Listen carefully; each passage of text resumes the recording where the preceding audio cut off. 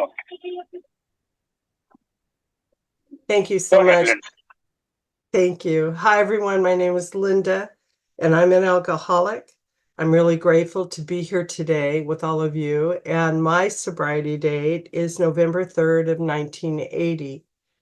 So I have been sober continuously in the program of Alcoholics Anonymous for 43 years, 9 months, and 21 days today. And for that, I am very grateful. Translate. Thank you. ఆవిడ అంటుంది ఏంటంటే ఆవిడ పేరు Linda, ఆవిడ ఒక తాగుబోతు. 1980 November 3ని sober అయిందండి. So అందుకని ఈ రోజుకి సుమారుగా 43 ఏళ్ల 9 నెలల ఎన్నో రోజులు చెప్పింది. నేను కరెక్ట్ గా గుర్తు రావట్లేదు. 21 days. సో అన్ని రోజులు సోబర్ గా ఉన్నా, అందుకు నేను కృతజ్ఞరాలి అని చెప్తున్నా. Please go ahead, Linda. You can go much more than that if you want to. Okay, thank you. So I am sober through the grace of God, the steps of Alcoholics Anonymous, strong, loving sponsorship. I've only had 2 sponsors in the whole time I've been sober. And my current sponsor, who lives in Los Angeles, her name is Sharon, and she has been sponsoring me now over 32 years.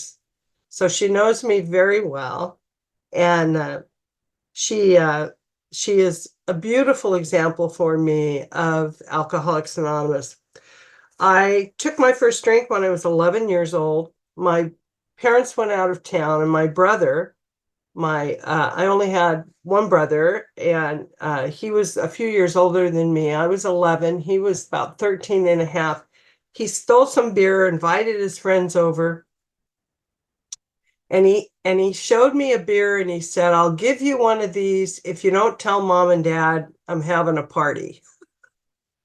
So he handed me this beer, and I'd never had beer before, and I smelled it, and I thought it smelled terrible, but he said, "Just drink it really fast." So I did, and then something happened. So he handed me the first beer, and the rest of I stole the rest of them from the ice chest. And the next morning, I woke up, or came to, I guess, and I'd gotten sick all over myself. I felt terrible. My head was pounding. I'd never felt like that before. I smelled of stale beer. And when I went in the kitchen, my brother said, "What was wrong with you last night?" And I said, "What are you talking about?" And he said, "You were insane. You acted crazy. You embarrassed me." Sorry. I've been a little sick this week. Sorry. He said, "You embarrassed me in front of all my friends. You were running through the house screaming, dancing on the table. You acted like a crazy person." And my first words out of my mouth when he said that was, "No, I didn't." Translate. So how old were you? You said something. Sorry, I didn't catch that. Oh, How what? old were you? Oh, How old were you? I was 11. Okay. So ఈవిడ 11 సంవత్సరాల వయసులో ఏమైందంటే, వీళ్ళ brother చిన్న party పెట్టుకున్నాడంట ఇంట్లో. చిన్న party పెట్టుకుని అందరూ తాగుతుంటే ఈవిడి ఆ అదే, "నువ్వు అమ్మ నాన్నకి చెప్పుకో, అందుకని నీకు ఒక బియర్ ఇస్తున్నాను" అని ఒక బియర్ ఇచ్చాడు. అమ్మ నాన్నకి చెప్పకుండా ఉంటుందని ఈవిడ ఈవిడ ఆ బియర్ తాగగానే ఈవిడికి మొదటి డ్రింక్ కదా, సమ్మగా అనిపించింది బేసిక్ గా. ఒక బియరే మా అన్నయ్య ఇచ్చాడు, మిగతా బియర్లు నేను దొంగతనం చేశాను కేసులోంచి. ఇంకా నెక్స్ట్ డే లేచినప్పుడు అదే మొత్తం బియర్ వాసన అంట, మొత్తం బట్టలన్నీ చాలా, అంటే తలనొప్పితోటి కొంచెం అంత అంత గొప్పగా అనిపించలేదు పొద్దున్నే లేచినప్పుడు. వాళ్ళ అన్నయ్య అన్నాడంట, "ఏంటమ్మా బాబు నువ్వు, అసలు నువ్వు రాత్రి నా పరువు అంతా తీస్తావు, అదేం ప్రవర్తన, అదేంటి ఇది ఏంటి" అంటే, వీడి నోట్లోంచి వచ్చిన మాటల ఏంటంటే, "అబ్బే అలా ఏం అవ్వలేదే, అలాంటిది ఏం జరగలేదే అని ఫస్ట్ మాటలు అనమాట. సో అది ఆవిడ ఫస్ట్ డ్రింక్ ఎక్స్పీరియన్స్, 11 ఏళ్ళ వయసు అప్పుడు అని ఆవిడ చెప్తున్నారు. Please go head, Linda. Thank you. So from there, by the time I was 19 years old, I had become an alcoholic. And it's described in the big book of Alcoholics Anonymous as a person who has lost the control of their drinking. I didn't know what an alcoholic was. I didn't find out what an alcoholic was until I got to you guys in AA. But also, I was a straight A student in school, all through school, except in the 4th grade, I got a B in self-control, which should have said something about me. But at 19 years old, I was drinking out of control. I was 16 when I moved out of the house. I got a job. I live in Northern California, and I got a job because I wanted my freedom. And really what I wanted to do was party, drink, party, but I had to have a job to do that. So I got a job with the government, and then I found out that my job was getting in the way of my drinking. No, I didn't think the other way around, that my drinking was getting in the way of my job. I thought that my job was getting in the way of my drinking. I wasn't a great employee. I had a great job, but I would be late on Mondays because of partying on the weekends, and on Fridays I would go out to lunch with the bosses, and everybody drank, but I drank too much, so I wouldn't go back to work. And I was always making excuses for not showing up for my job. And so I started lying right away. And I became this person in my family who was, you couldn't depend on me. And that isn't how my parents raised me. I had great parents. They were very good to me. And I put the light out in their eyes. I disappointed them a lot. Translate.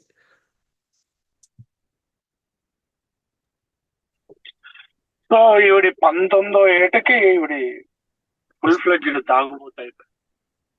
ఉద్యోగాలు చేస్తున్నారు కానీ ఏంటంటే ఉద్యోగాలతో పాటు తాగుడు కూడా ఎక్కువైపోయింది. ఇలా ఉద్యోగం చేసేవాళ్ళు లిమిటెడ్ గా తాగి ఇంటికి వెళ్ళిపోతే ఫ్రైడేస్ ఈవిడ ఇంకా ఉండి ఇంకా తాగి మొత్తం వీకెండ్ అంతా తాగి అలా చేసేవారు అన్నమాట. ఒకసారి ఈవిడ మొదలు పెడితే ఆపటం ఉండేది. ఇలాగే ముందుకెళ్తుంటే మెల్లిగా అది ప్రాబ్లం అవటం మొదలు పెట్టింది. ప్రాబ్లం అయినా ఆపటం మొదలు పెట్టింది. సో ఇంట్లో వాళ్ళకి ఒక పరువు తీసేసిన ఆవిడలాగా, ఇంట్లో వాళ్ళకి ఇబ్బంది కలిగించిన ఆవిడలాగా కనిపిస్తుంది అని చెప్తుంది. Yeah, please go head, Linda. Thank you. So I had gotten an apartment with a couple girlfriends that I worked with, but they didn't drink like I did. And one day I was laying by the swimming pool at the apartment where I lived, and this man popped his head over a patio fence and offered me a drink. And that's how easy it was to get in my life back then. And I said, sure. And so he said, well, wait right here. I have to go to the store and buy it. And I'll be right back. And my first thought was, you'd think if you offer someone a beer or a drink, you would have it right here, right now. And so my alcoholism had made me very impatient. But I waited for him to come back with that booze. And so he came back and we drank. And I came to in his apartment about 3 a.m. And it was the first feelings that I had in my drinking of what the book describes as pitiful and incomprehensible demoralization. I crept out of his apartment, but I lived upstairs and I was so embarrassed and ashamed. But the next day, or that day, later that day, I showed up at his door and I said, "Oh, but you don't understand. I'm not really like that." And when I told my first sponsor that, we were sitting in her car. We were always sitting in her car after a meeting, and she always had the big book. And I told her that story. I said, "Well, I told him I wasn't really like that." And she said, "Well, what are you like?" Because in Alcoholics Anonymous, we aren't necessarily what we say, Linda. We are what we do. And she took me to the part in the book that said, "I judged myself by my intentions, while the world judged me by my actions." I was floored by that. I had never heard that before, and I couldn't believe that someone said that to me, but she was right. I had always judged myself by my intentions, but my actions never matched in my drinking. Translate. ఏంటంటే అలాగే ఈవిడ జీవితం వెళ్తుంటే మానట్లేదు తావిడ. ఓ రోజు ఏమైందంటే ఈవిడ apartment లోనే swimming pool దగ్గర కూర్చున్నారండి. కూర్చుంటే ఒక గ్రిల్ నుంచి ఆ వీళ్ళ అపార్ట్మెంట్ లోనే ఒక ఆయన, ఏం తావు నీకు మందు కొని పెట్టినా అని అడిగారండి. ఈవిడి ఓకే మందు ఓకే అందండి. మందు కొంటున్నారంటే ఫ్రీగా, అంత ఫ్రీగా వస్తుంది, ఎవడొద్దంటాడు అంటే అంటున్నారు ఆవిడ. సో ఓకే అయితే నేను స్టోర్కి వెళ్ళి వస్తాను ఆగన్నాడు.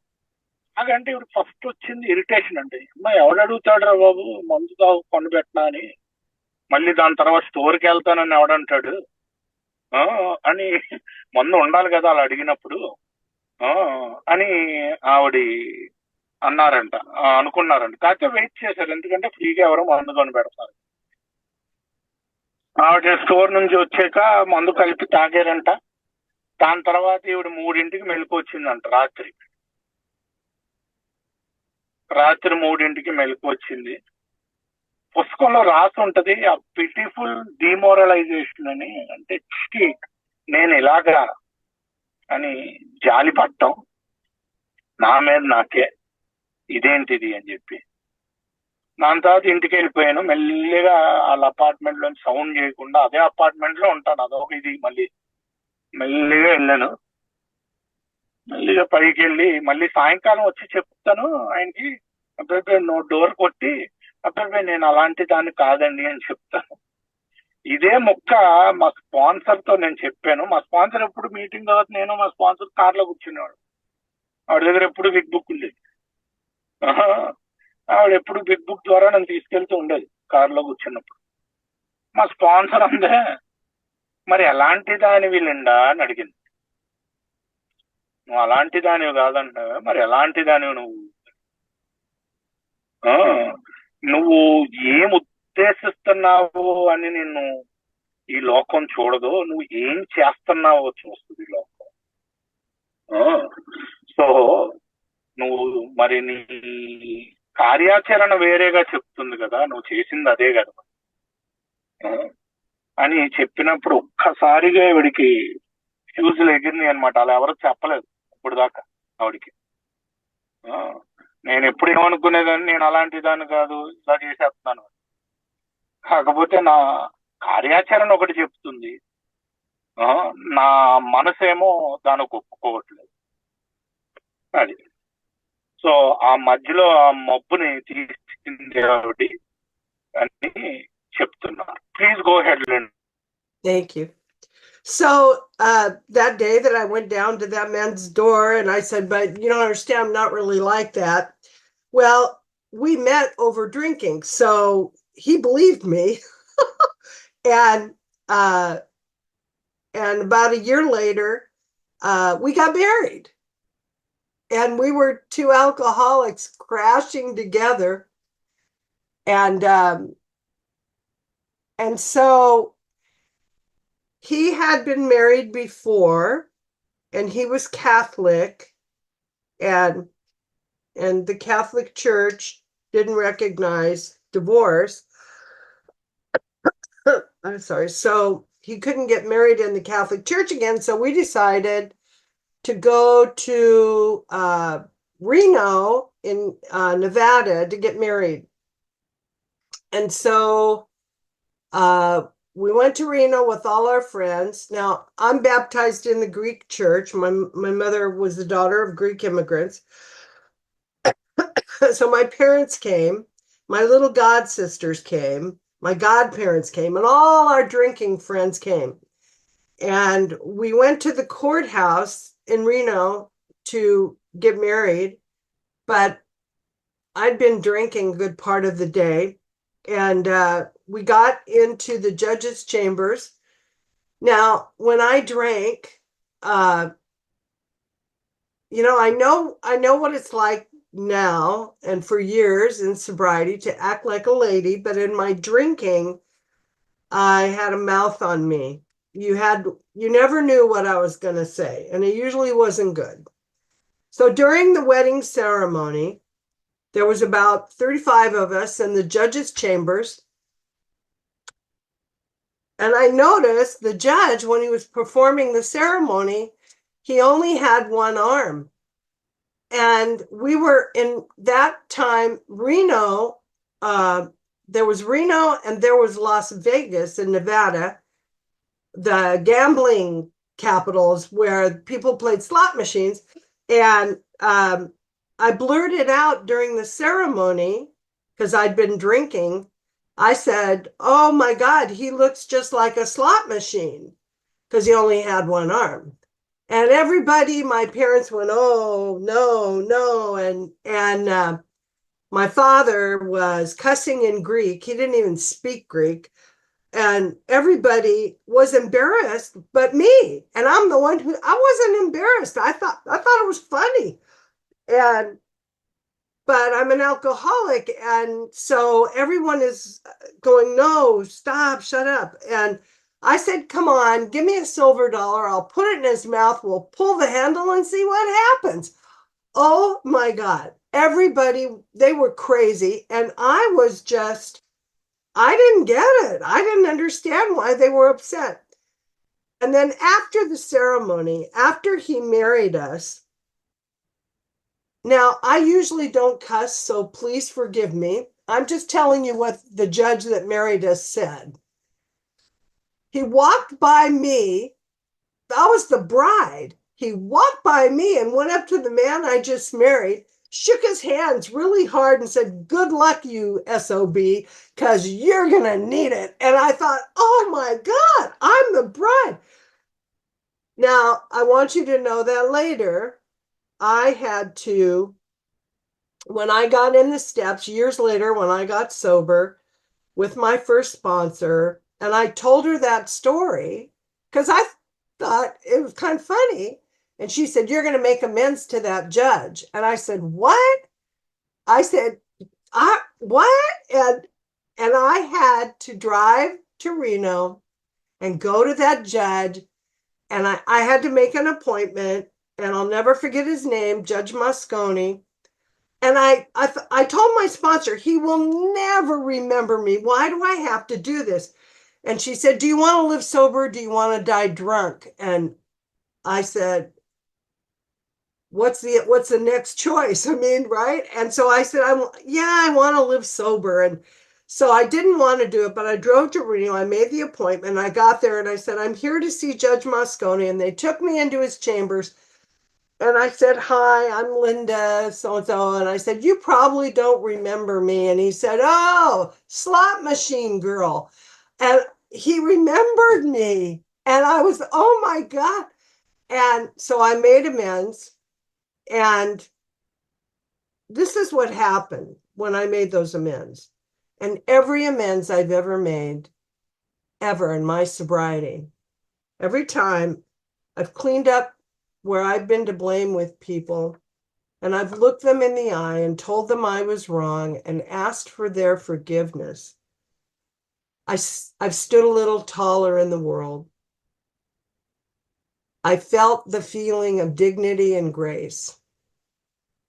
And that has been the power of the steps in my sobriety. Translate. Thank you, Linda.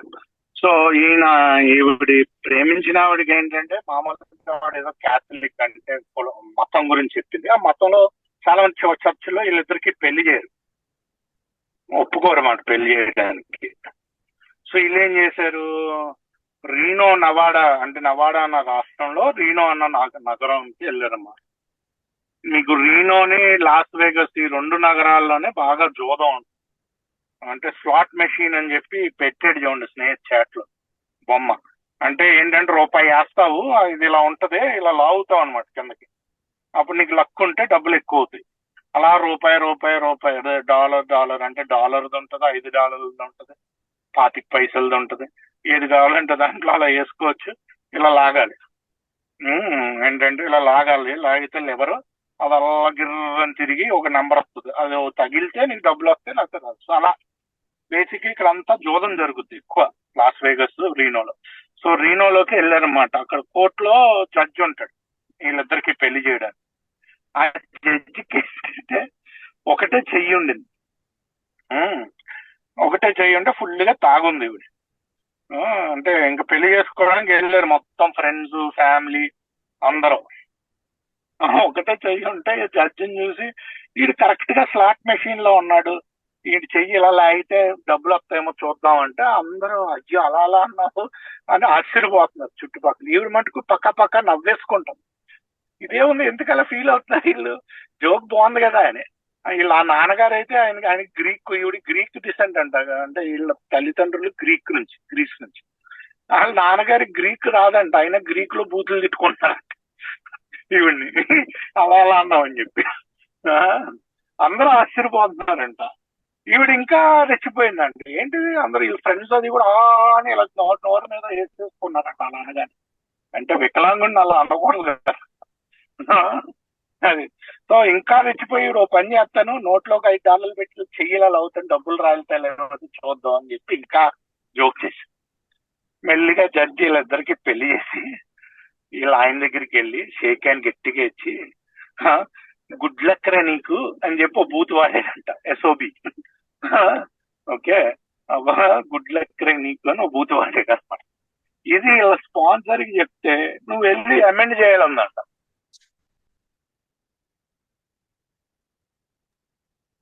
Sponsor చెప్తే నువ్వు వెళ్ళి అమెండ్ చేయాలన్నమాట.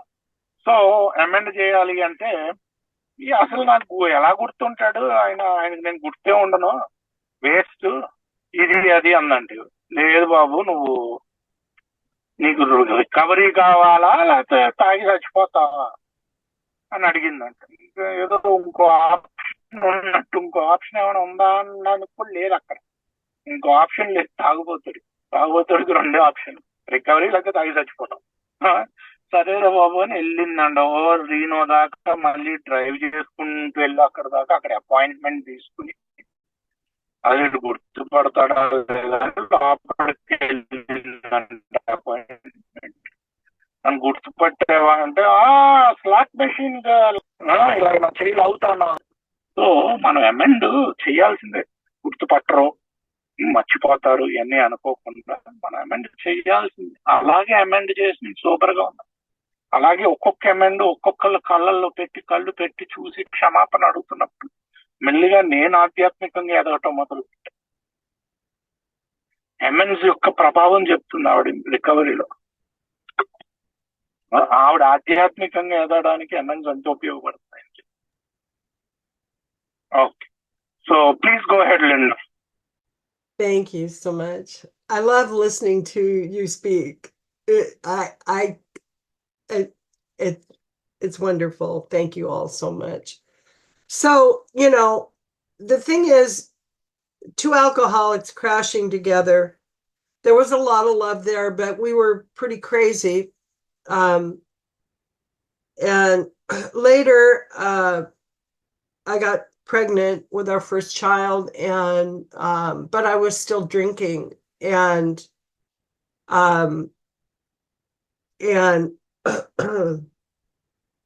he was born prematurely, and my first son, and I'm sorry, I've had a cold all week, so I'm trying not to cough. He was born prematurely, and he died about an hour after he was born. And I didn't have any spiritual tools like I do now to deal with it. I wasn't equipped. You know, for an alcoholic, if things are great, we drink. If things are bad, we drink. We're going to drink. And until there is a psychic change through the spiritual axiom of the steps. And so, you know, I didn't know anything about AA or anything back then. And when my son died, I spent 2 years just in suffering. I and I didn't know what to do, and my family couldn't help me. No one could help me, and I couldn't talk about my drinking. By now I'm drinking in bars. I'm doing a lot of things you can't talk about in church or with your friends, and I have a lot of secrets. I started being unfaithful to my husband, all in my alcoholism. It wasn't how my parents raised me. So there was always this guilt, shame, and remorse. Uh, and so I remember my father, who I loved with all my heart, came to my house and he said, "I'm so worried about you. Can't you see what your drinking is doing to you?" And I said, "Dad, can't you see what it's doing for me?" Because I didn't know how to live in my own skin without drinking. And now they're taking me to psychiatrists, and I don't talk about my drinking because I know if I talk about it, they're going to want to make me stop. But I didn't think I was an alcoholic. I just thought maybe I had a little problem. But and then I got pregnant again 3 years later, and my second son was born prematurely, and he was in the hospital for 2.5 months before I got to bring him home. And all that time I drank. And when we brought him home, I was a great mother for about 6 months, and then I was off and running again because alcohol came first, and I couldn't live, and I couldn't die, and I couldn't stop on my own, of myself, by myself. I could not stop. And so it's like the ABCs at the end of how it works. A, we were alcoholic and could not manage our own lives. B, that probably no human power could relieve us of our alcoholism. And C, that God could and would, if is the biggest little word in the big book, if he were sought. There were times I had stopped temporarily to comply, to get people off my back, but I had never surrendered. Totally different. And it's hard to explain surrender, except that I remember I heard someone say once, I don't always know when God's coming to my life, but I know when God has been there. Translate. Thank you so much. So ఈవిడ తాగుడు జీవితం అక్కడితో ఆగలేదు. ఇద్దరు తాగుబోతులు, ఆయన తాగుబోతే ఈవిడి తాగు, ఇంకా ఇద్దరు తాగుబోతులు కలిపి ఉండటం ఎలాగో చూడొచ్చు. ఈవిడి అలాగే గర్భవతి అయింది. ప్రీమెచ్యూర్ గా పుట్టింది మొదట అదే బేబీ. అంటే 9 నెలలకు ముందే పుట్టేసింది. పుడితే బతకలేదు. ఈవిడ దగ్గర ఏమీ లేవు ఆధ్యాత్మిక టూల్స్, ఏమి అంటే ఆధ్యాత్మికంగా ఏం చేయాలి అలాంటి పరిస్థితుల్లో అన్నది ఈవిడికి తెలియదు. ఒకటే తెలుసు ఈవిడికి, తాగటం. సో ఇంకా విపరీతంగా తాగటం మొదలు పెట్టింది. ఇంకా బారుల్లో అక్కడ ఇక్కడ తాగుడు. అలా ఆయన అంటే నేను చెప్పలేని చేశాను మీటింగుల్లో. అదే బేసిక్ గా చాలా సీక్రెట్స్ ఉండేవి, మాట్లాడలేని చేశాను, ఫ్రెండ్స్ తో కూడా చెప్పుకోలేని. ఈ రోజుకి ఏంటంటే మా ఆయనతో ఎలాగో మా ఆయన్ని బోల్డ్ సార్లు చీట్ చేశాను వేరే వాళ్ళతో పడుకుని. సో విపరీతం అయింది. అలా మళ్ళీ ఇంకోసారి ప్రెగ్నెంట్, ఈసారి ప్రీమెచ్యూర్ గా బేబీ పుట్టింది. 45 రోజులు హాస్పిటల్లో ఉండాల్సి వచ్చింది. ఇంటికి తీసుకొచ్చారు. అయితే నా తాగుడు మట్టుకు ఆగలేదు. అదే విపరీతమైన తాగుడు. కొన్ని రోజులు ఆపడానికి ప్రయత్నించేదాన్ని, ఎందుకంటే వీళ్ళందరూ నన్ను సోదేసేస్తున్నారు, నా వెనకాలే పడుతున్నారు వీళ్ళు. కొన్ని రోజులు ఆపుదామని ఆపేదాన్ని. కాకపోతే ఎప్పుడు నాకు సరెండర్ అవ్వలేదు. ఓడిపోయాను తాగుడు ముందని ఎప్పుడు సరెండర్ అయితే నాకు అవ్వల. మనకి 3 భావోద్విక సూచనలను ఉంటాయి. ఇందాక హౌ ఇట్ వర్క్స్ చదివారు కదా, ఇది ఎలా పనిచేస్తుంది. దాంట్లో 3 పాయింట్లు ఉంటాయి రాసు. మేము త్రాగుబోతులమి, మా జీవితం అస్తవ్యస్తం. ఏ మానవ శక్తి కూడా త్రాగుబోతనం నుంచి నన్ను కాపాడలేదు. దేవుడు కాపాడుతాడు, కాపాడు ఉండేవాడు. ఆయన్ని ఆశ్రయిస్తే, అది చాలా పెద్ద ఇఫ్ కండిషన్. ఆయన మనం ఆశ్రయిస్తేనే అవుతుంది. దేవుడు కాపాడుతాడని మన పని మనం చేసుకుంటూ వెళ్ళిపోతే ఏమవుతుంది? ఆయన ఆశ్రయిస్తూ ఉండాలి, అప్పుడే అవుతుంది. మనం ఉండాలి దేవుడి దగ్గర. అది సో మనం కాన్షియస్ గా వెళ్ళాలి. సో ఇది నాకు తెలియదు, ఇవన్నీ నాకేం తెలుసు. నా దగ్గర శక్తి లేదు, సరెండర్ అవ్వలేదు. సో అలా తాగుతూనే వెళ్తున్నాను అని చెప్పు. Please go head, Linda. Thank you. So by my family, I started having panic attacks, a symptom of my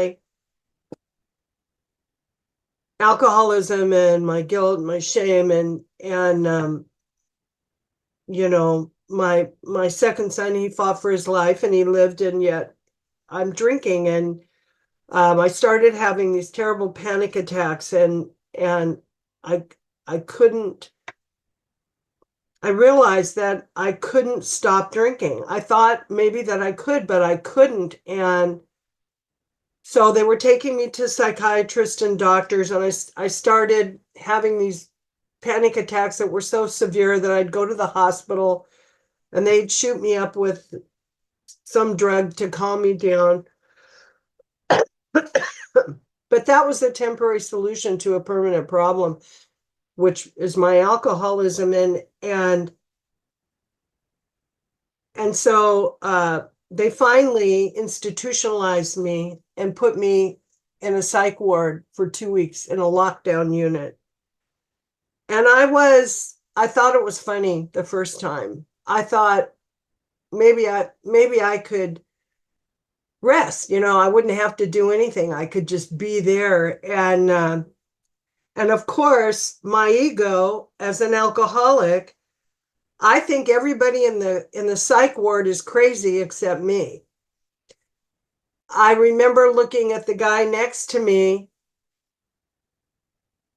and I went to the nurse and I complained that he had better paper slippers than I did. Clearly, I had not surrendered to the problem. When I got out of the psych ward after 2 weeks, my family thought I'd be fixed. I went straight to the bar and got drunk. Didn't go home for 3 days. Because my alcoholism has no conscience.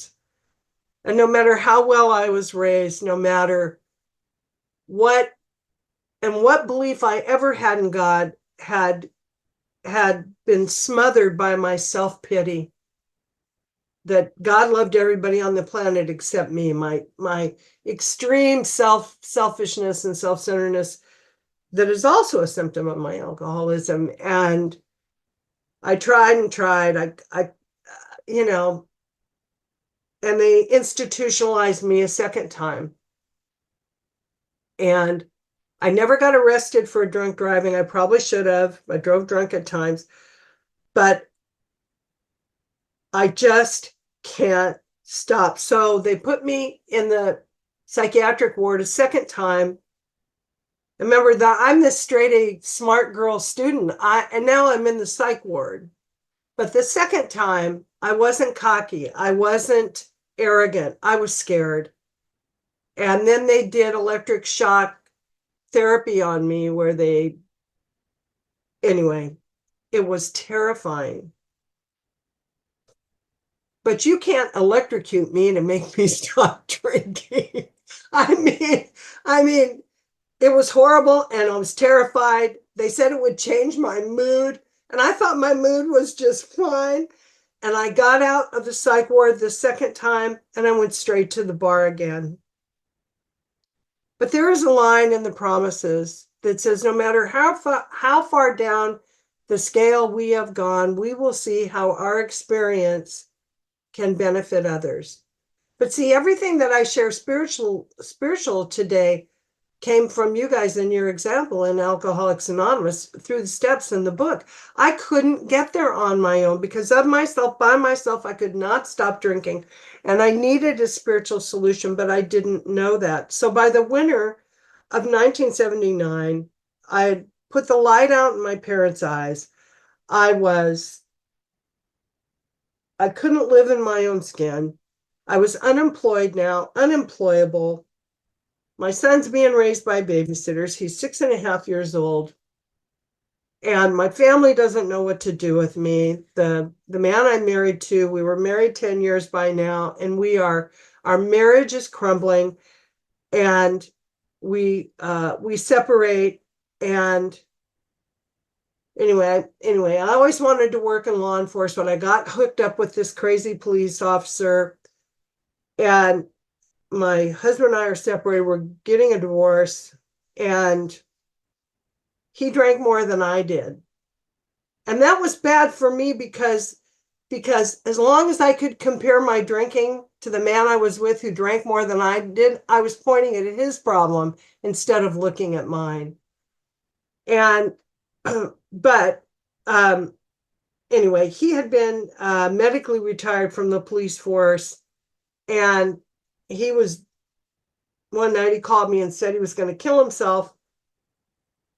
So he had a friend, a motorcycle police officer friend, who knew a man in AA named Bob. So I called this friend Billy, and I said, Billy, you better call that guy in AA and get him over to his house because he's going to kill himself. And Billy said something strange. He said, why don't you be down there too when I show up with this guy from AA? And I said, sure. So I only lived a block. I walked down with both of my two drinks, drink in each hand, to go watch the guy from AA fix my boyfriend. And because, see, I didn't have a problem. That guy did. So, but here's the thing. If you are new here today in AA, I remember speaking in a convention in Texas. I was the Friday night speaker. I don't live in Texas, but I've been asked to speak there. And the Saturday night speaker said this, and I've never forgotten it, that if you are here today in the meeting of Alcoholics Anonymous, and you don't think that you have been handed sobriety for fun and for free, we beg of you to think again, because after all, 24 hours before every single one of us got here, none of us knew we were coming. And I've never forgotten that, because I wouldn't have chose this. I wouldn't have chose to come sit in a meeting with you. I didn't even know about AA, because the thought of giving up drinking for me was like not breathing. And so when the man walked in and said, hi, I'm Bob and I'm an alcoholic, I toasted him. And I said, wow, that's too damn bad. And I took a swig of my drink. They called me Crazy Linda my first year in AA. I thought it was a compliment. That's translate. Okay. So ఏమైందంటే ఇలా parents ఇవన్నీ pitch హాస్పిటల్లో join చేశారు. Rehab psych ward అంటారు. Psych ward లో పెట్టారు. మొదటిసారి ఈవిడ సైక్ వార్డ్కి వెళ్ళినప్పుడు ఎంజాయ్ చేసిందండి. అదేదో బాగానే ఉంది అమ్మాయి, ఎవరు నాకు సోచ్ చెప్పట్లేదు పేరెంట్స్. ఏముంది ఇక్కడ కొంతసేపు ఉండి వెళ్ళిపోవటమే కదా 2 వారాలు అనుకుంటాను. అక్కడ పక్కనోడు పేపర్ చెప్పులు నాకంట బాగున్నాయి అని కంప్లైంట్ చేశాడు. అంటే నేను అలాంటి పిచ్చిదాన్ని అని చెప్తుంది. అక్కడ ఇచ్చే పేపర్ చెప్పులు ఉంటాయి అన్నమాట, పేపర్ తో తయారు చేసిన చెప్పులు పక్కవాడి నాకంట బాగున్నాయి ఏంటి అని కంప్లైంట్ చేస్తాను. ఆ రేంజ్ లో ఉండింది ఇవిడి పిచ్చి. సో సైక్ వార్డ్ నుంచి బయటికి రాగానే మళ్ళీ తాగేసి, కాకపోతే రెండోసారి పెట్టారంట సైక్ వార్డ్ లో ఈ పేరెంట్స్. ఇంకా రెండోసారి భయం వేసిందంట, ఏంటి షాక్ ట్రీట్మెంట్లు ఇప్పించారు. అయితే అదే అంటుంది, నాకు షాక్ ఇచ్చి నాలోంచి తాగుబోతనం తీయలేరు, అయితే చాలా షాక్లు ఇప్పించుకుని ఉండేదాన్ని అని అంట. షాక్ ఇచ్చి తీయలేరు నాలోంచి. సో బయటికి రాగానే మళ్ళీ తాగేసి, వీళ్ళ పేరెంట్స్ కి పూర్తిగా ఆశలు వదిలేసుకుంటారు. అప్పటికే ముందు భర్తతోటి విడాకుల దాకా వెళ్ళింది. కొత్త బాయ్ ఫ్రెండ్, ఈవిడికి పోలీస్ ఆఫీసర్ అవ్వాలని ఉండేదంట, అందుకని కొత్త బాయ్ ఫ్రెండ్ పోలీస్ ఆయన ఈవిడి కంటే ఎక్కువ తాగేవారు, అందుకని ఆయన బాయ్ ఫ్రెండ్ కింద పెట్టు, సో దట్ నాది కాదు ప్రాబ్లం, ఆయన చూడు తాగుబోతు అని చెప్పడానికి. అంతే కదా ఆల్కహాలిక్, ఎప్పుడు నాది కాదు ప్రాబ్లం, పక్కనోడిది ప్రాబ్లం. సో ఏదో ఫ్రెండ్ కి ఏలో ఎవరో తెలుసు అంట. ఫ్రెండ్ కి ఏలో ఎవరో తెలిస్తే ఫోన్ చేసిందంట ఈవిడి లిండా. ఫోన్ చేసి, ఇదిగో మా ఆయన తాగి చచ్చిపోతున్నాడు, మీరు వచ్చి ఈయన్ని కాపాడాలి. ఆ ఫ్రెండ్ అన్నాడంట, నువ్వు కూడా ఉండొచ్చు కదా అన్నాడంట. అలాగే డెఫినెట్ గా ఉంటాను అనుకుని ఒక 2 డ్రింకులతోటి ఉందంట, ఇటో డ్రింక్ ఇటో డ్రింక్. అక్కడ ఏ నుంచి వచ్చిన వ్యక్తి నేను త్రాగుబోతుని అంటే, అయ్యో ఈ జీవితం అలా అయిపోయిందా అనుకుందంట ఇవిడి, అందంట బయటికి అది ఎటకారంగా, నేను తాగుబోతుని అంటే. సో అలా ఉండేదాన్ని నేను. ఒక 24 గంటల ముందు నాకు తెలియదు 1979, సో 1980, అదే ఒక 24 గంటల ముందు మన ఎవ్వరికీ తెలీదు ఎవరు ఏలోకి వస్తామని చెప్పి, 24 గంటలు వచ్చే ముందు దాకా. అందుకనే ఒక టెక్సస్ లో స్పీకర్ చెప్పాడు ఏమనంటే, మీరు ఒకవేళ మీకు ఫ్రీగా హ్యాపీగా దొరికింది అని మీరు ఆలోచించకపోతే మళ్ళీ ఇంకోసారి ఆలోచించమని మిమ్మల్ని అడుక్కుంటున్నాం అన్నాడు. సో మన ఎవ్వరికీ తెలియదు మనకి ఇది ఫ్రీగా హ్యాపీగా దొరుకుతుంది దొరకక ముందు. మొదటి సంవత్సరంలో నన్ను క్రేజీ లిండా అనేవారు, అది నేను పెద్ద బిరుదు కింద చూసుకుని ఆనందపడిపోయాను అని అంటున్నారు ఆవిడ. Please go ahead, Linda. Thank you. So they went to a meeting and I went to the bar and later asked that man, what was that meeting like? And he said, well, I'm going back because there's lots of pretty women there because he wanted to make me jealous. And I said, well, I'm going to that AA meeting because you belong to me. I mean, my first sponsor said, you don't know how to have a relationship. You're a hostage taker. That's what you are. I can see men trying to get away from you and you're grabbing their ankle, begging them not to go. And I was so insulted, but she was right.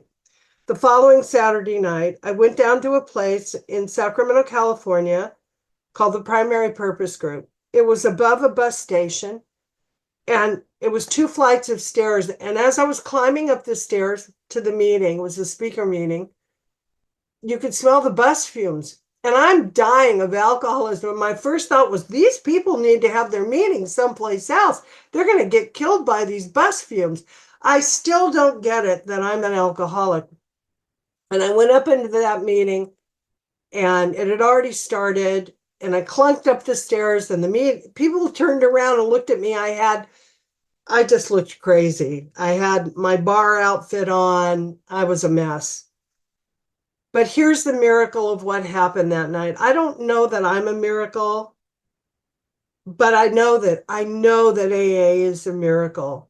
That Dr. Bob and Bill met and AA was formed. And because of that, thousands of lives have been saved. And I call my seat today in AA my sacred seat, that without it, I wouldn't even be here. You'd have a different speaker. And not only that, I would have missed it all. And that night, this was the miracle. I didn't know that I looked like some crazy newcomer, insane person. I thought I looked good. And my first sponsor said, when I walked in the meeting, everybody kind of went like, oh, and when they looked at me. And, but this is the miracle. The women in that meeting surrounded me and they welcomed me to AA. And they said, oh, honey, got a big book, got this. And that man who came on that 12-step call, his wife was 6 years sober, and she became my first sponsor. And she took me through the steps, step one, and admitting I'm powerless and that my life was unmanageable. And the big thing about that was doing the writing and the steps became everything, because I can only roll so much around in my head, but there's a saying, God to me to pen, pen to paper, back to God. So it's God to me to pen, pen to paper, back to God. And when I write it in my own hand, it's undeniable that the truth is in what I write. If I'm willing to go to any lengths to stay sober and to be honest. So she had me write how my life was unmanageable, and I was shocked and I couldn't believe my life was so unmanageable. I lived in a house that I couldn't manage my money, I couldn't manage relationships. My belief in God was gone. I felt my first son died because God hated me, and that wasn't true. And so I finally realized I followed her around to meetings, going to meetings, and then I realized I'm an alcoholic. And it was because I had to be with sober people to hear their stories so I could identify and know that I was in the right place. And she was a tough sponsor. She didn't cut me any slack. I was, I had panic attacks for 10 years in and out of the hospitals, and the nurses knew me. I would call 911, I would call an ambulance, and they would take me to the hospital, and I'd go through the doors on the gurney, and the nurses would go, oh, it's her again. Oh, it's her again. And I couldn't stop until I got to you.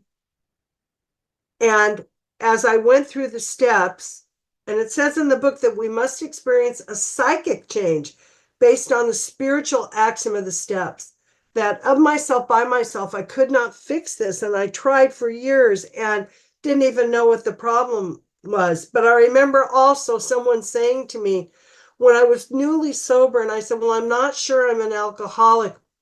And this man said to me in the meeting, he said, if you don't have our problem, you are never going to need our solution. And the solution is the 12 steps of Alcoholics Anonymous.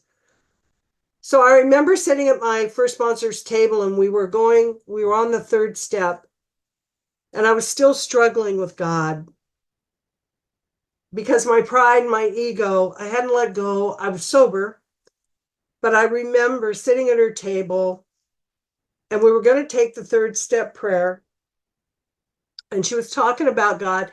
And I said, oh, I put my hand up and I said, oh, but she said, we're going to take the third step prayer. We're going to say it together. God, I offer myself to thee to build with me in the prayer. And I put my hand up and I said, oh, but I don't believe. And she slowly lowered my hand, leaned in and said, Linda, I didn't ask you to believe it, sweetie. I just asked you to do it. And I found out that moment, and I'll never forget it, because it saved my life, that having a strong, loving sponsor to tell me the truth, to be the voice bigger than my own crazy head, that I found out that day that it was my responsibility If I wanted to live sober and live a life, step into a life that I want, that I had to be willing to take action, the action in AA, long before I believed in it, that I couldn't think my way into sober living. I had to live my way into sober thinking. So my actions changed me from the inside out, because this is an inside job. And I am eternally grateful for that, that it has allowed me to be sober over 43 years in the center of Alcoholics Anonymous with you. Translate.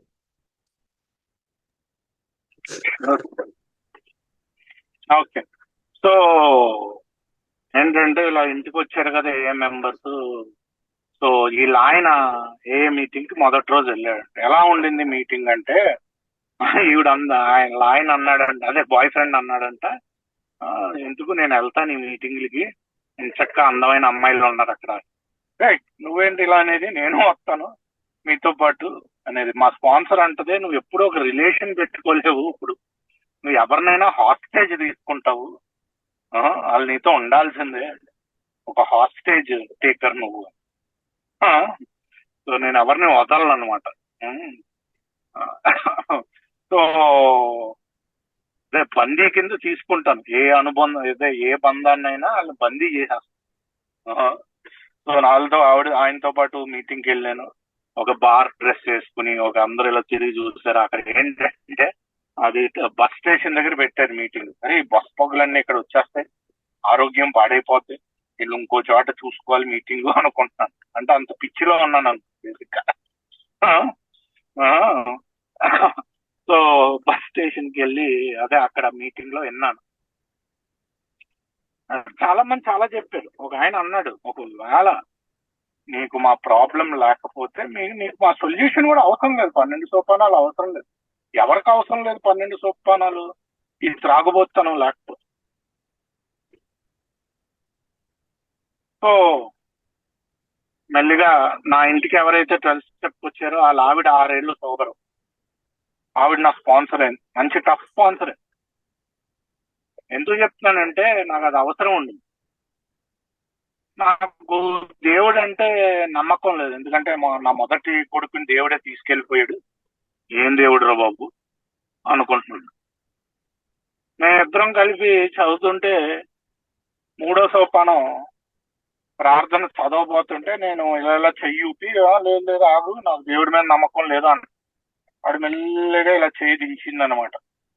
మెల్లిగా చేయి దించి, నేను నమ్మమనలేదు, చెప్పమన్నా. దానికి ఆవిడ బాధపడుతూ ఇప్పుడు అది ఒక్కటే నన్ను కంప్లీట్ గా నన్ను రక్షించిందండి, నాకు జీవితాన్ని ఇచ్చింది. ఆల్కహాలిక్స్ అనానిమస్ అంటే చెయ్యటం, నా ఆలోచన విధానం మారాలి అంటే నేను చెయ్యాలి యాక్షన్, అప్పుడు ఆలోచన మారుతుంది. నేను ఆలోచించి సోబ్రైటీలోకి రాలేను, సోబ్రైటీలోకి వచ్చాక ఆలోచనలు మారుతాయి. కంప్లీట్ సైకిక్ చేంజ్ అంటారు, అంటే పూర్తిగా మానసిక మార్పు, ఆలోచన విధానంలో మార్పు. అది రావాలంటే నేను కార్యాచరణ చేయాలి. నాకు ఎప్పుడు ఏంటంటే యాంగ్జైటీ అటాక్ వచ్చింది. అంటే యాంగ్జైటీ విపరీతంగా పెరిగిపోతే భయాలు అలాగా ఉంటుంది అనమాట. యాంగ్జైటీ పెరిగిపోతే ఇమీడియట్ గా అంబులెన్స్ పిలిచేది. అంబులెన్స్ వాళ్ళు వచ్చేవారు, ఎమర్జెన్సీ రూమ్ లోకి తీసుకెళ్ళేవారు. ఎమర్జెన్సీలో రూమ్ లో అందరు నడుస్తూ ఓహో మళ్ళీ వచ్చిందా అనేవారు. అంత అలవాటు అయిపోయింది అనమాట. 10 ఏళ్ళు తాగుడు జీవితం. ఈ సోపానాల వల్లే దాని నుంచి బయటపడగలరు అలాంటి యాంగ్జైటీ. సో ఏంటంటే మీరు నన్ను కాపాడే అని చెప్తూ ఆవిడ కంటదడి పెట్టుకున్నారండి. Please go head. Thank you. So I know my time's about up.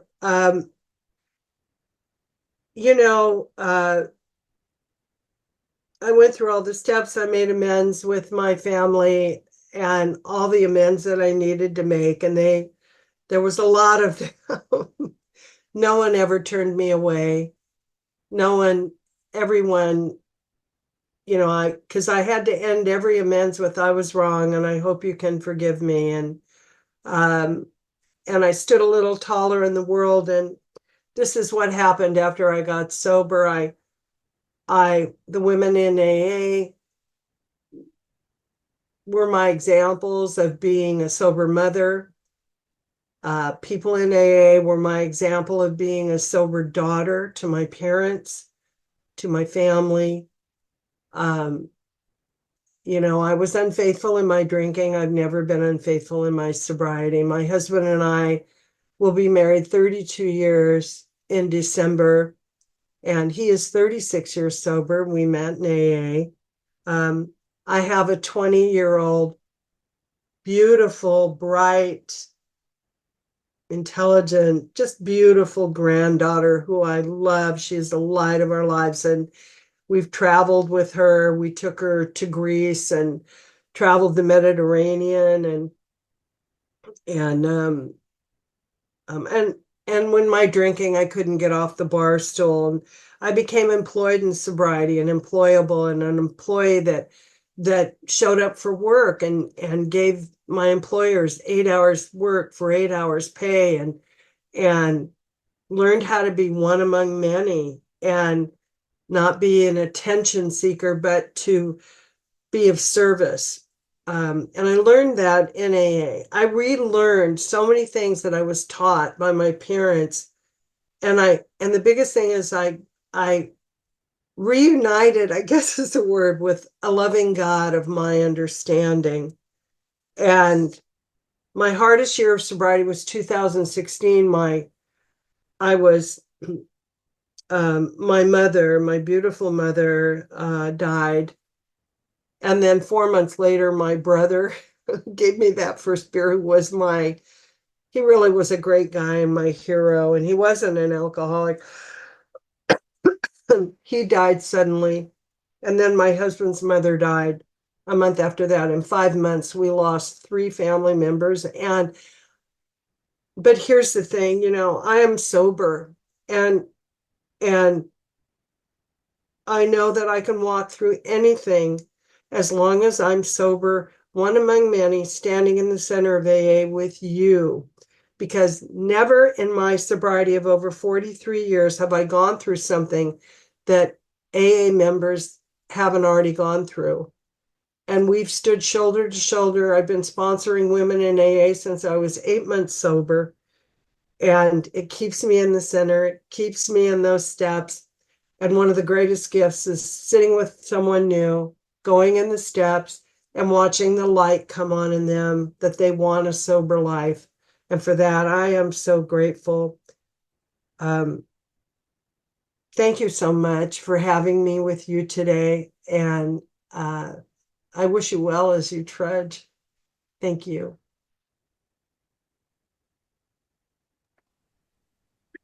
Thank you Linda. Let me translate that.